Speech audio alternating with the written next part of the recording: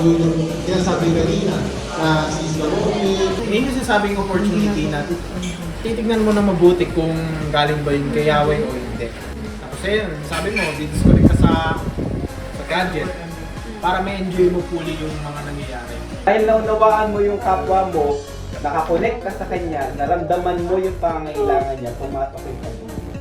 Pero ang dapat natin tignan dito is ano yung i-response natin doon sa scenario na ihaharap natin.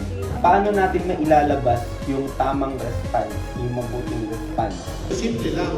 May ganitong bagay, anong gagawin mo? May guide pa nga eh.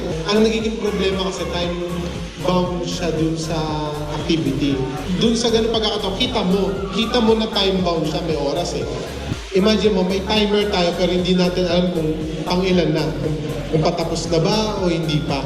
So ganun yung nangyayari ngayon. May timer tayo pero hindi natin alam kung ano, nakaka 5 minutes na ba tayo or mas mababa pa or nandun na ba tayo sa countdown ng 10, 9, 8, hindi natin alam.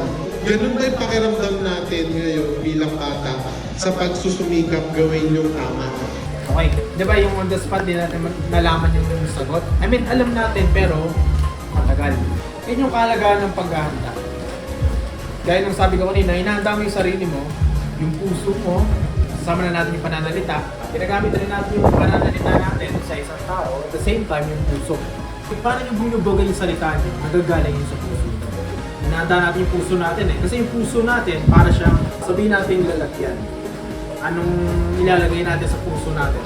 Kinakailangan maging equipped ka sa atin. Paano? Pakikinig, no? Pagpapahalaga, importante araw ng Sabat. Doon natin nakukuha yung salita ni Yahweh. At yung salita ni Yahweh, para siyang mga buto. So, ganun yung ni Yahweh, yung salita ni Yahweh, na binibigay sa araw ng Sabat.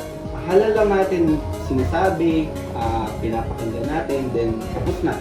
Hindi natin namamalayan, kakapakinig natin, kakasunod natin, kakapagsumikap natin pumunta sa araw ng Sabat, try natin na pigilan yung sarili natin gumawa ng mga gusto natin gawin sa araw ng Sabat.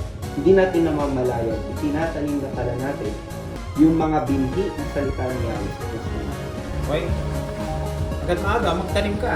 Kailangan mong sumeperate yung sa laman natin. Diba? Gaya nung sa labi, nagdidikit. Diba? Kailangan mong sumeperate doon sa laman natin para maging together tayo kay Yahweh. So ngayon, meron tayong ginagawa ngayon na magagamit natin sa inaharap.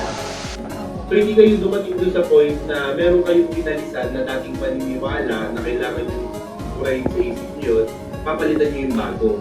Siguro, makikita nyo na lang yung araw ng mga araw nyo pag umarap kayo sa mga sitwasyon na kailangan yung mag-decision on the spot. Yun yung kailangan yung pakiramdaman sa mga sarili nyo. So, makakabuga ka ng tama, papanatilihin natin yung pakikinig sa araw ng Sabat. Kasi hindi nyo namamalayan yung mga ganitong boring na pakikinig nyo sa amin, yung paggawa nyo ng assignment, video, etc. Unti-unti, binabago nyo yung pagkatao nyo eh. Kasi unti-unti yung kada araw na ini-spend mo sa kanya, lalo pag araw ng Sabat, may nagiging epekto yun kahit maliit sa nagiging pagbabago mo. So yung ultimo maliit na yun, huwag na natin pamayaan.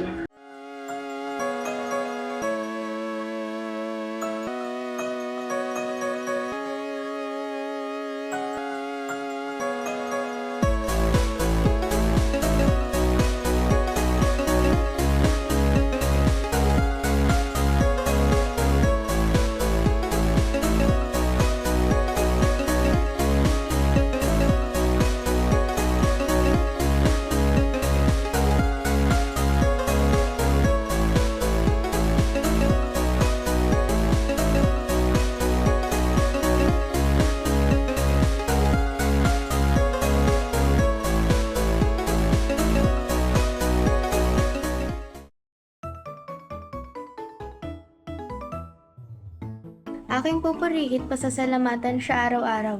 Di ako titigil ng pasasalamat magpakailanman.